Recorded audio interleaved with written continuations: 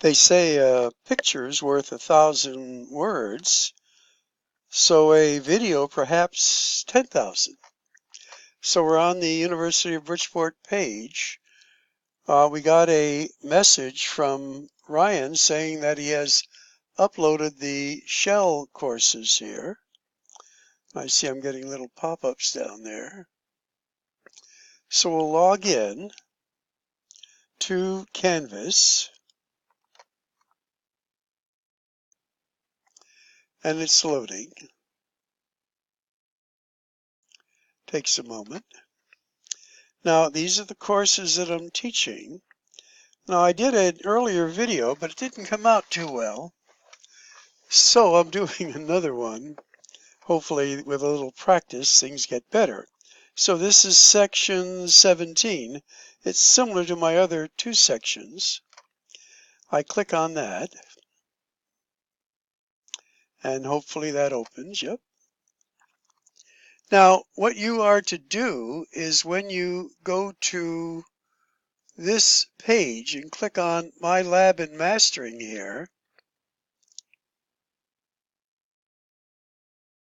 and it's taking a moment.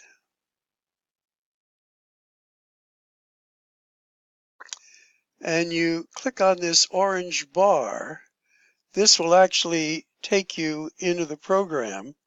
It has to load. I've done it already, so I am in. But that would be the first thing you would do. Now, over here on the left, we see the menu bar assignments. And this is for 102, but I'm assuming it may be similar to what your course might be like as well. You can actually do some modification. Now here we have homework that is 10% of a student's grade, and they're all listed in one category. We have a workbook, notebooks that are 10%. We have daily quizzes, the average is 10%. We have 4 paper tests that are 40%. Again, we're going to exclude one low grade. And then the final exam, which is 30, that adds up to 100. So these are areas that you can tweak if that's what you're interested in. We have it already in our 102 courses set up. I'm going to go to the back arrow. So I want to go how you can modify when you're in My Lab and Mastering the assignments. So in there for instructor tools, you go to My Math Assignment Manager. Click on that, and then this opens.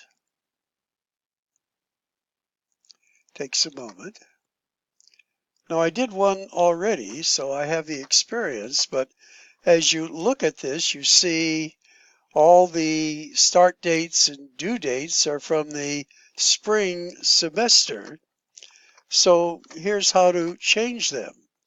You go to Change Dates and Assignment Status. Click on that. And over here, there's a Mod button that you can click. It then selects everything in the course. And you want to have all of the assignments assigned. So I'm clicking Assign. And then Apply to Selected. And you see some are unassigned, but we'll now assign everything. Takes a moment. Now all of those have changed. Now, if I work with the start date first, the due date has already passed. So you're going to start with the due date first, up over here. And again, everything's still checked for everything. And I'm going to select the date, the drop-down menu, and go to December, let's say 23rd, and apply to all selected. So I click on that. And now you'll notice all the due dates are at the end of December. Now, the start date, we're not going to have it open yet, so we click here to, let's say, the 19th of August. This would be a week before school opens. Now, Ryan mentioned, and I can click apply here, and that'll give us all a proper start date now. Ryan mentioned that the protocol this term will be teachers will have the access codes that are given to students. I'm not sure how the finance will work on that yet, but we'll find out. But students then could register before they get the access code at home a week before classes starts, and they can have this all done when they come in, because there is a trial period, a free 2-week trial period that they can use, practice what's going on at home. And then when they get to class and we give them the access codes, then they can upgrade to a proper access to the course. All right, now how do we change it for particular chapters or units or modules? Well, on a piece of paper, I have sketched when the due dates would be, and I've made the due dates on the day we're going to give a test. Now you can select other due dates, but if you're going to select like a group of due dates for Unit 1, you would unclick the mod here and then just select Unit 1. So I'm going over to the left here, selecting Unit 1 items. And I don't want to take too much time doing this. I'll just show you 2 units how to do it. So now all of Unit 1 has been selected. I'm now going to go to the day of our first unit test for my class, which will be September 10th. So there's the due date. I'm going to apply to those that I have clicked here. And then now September 10th appears. So I'm going to go to mod and then click it again, unselect everything, and now go down to Unit 2. So I click Unit 2 stuff. These are the shorter units, so they're easier to use as an illustration. And then I go back here to, this is September 26th. And again, I have Unit 2 selected, and I say Apply. Okay, and if I go down here, I see it has the 26th of September selected. I go up here, unselect, and then go down and do 3, and then I'll later do 4.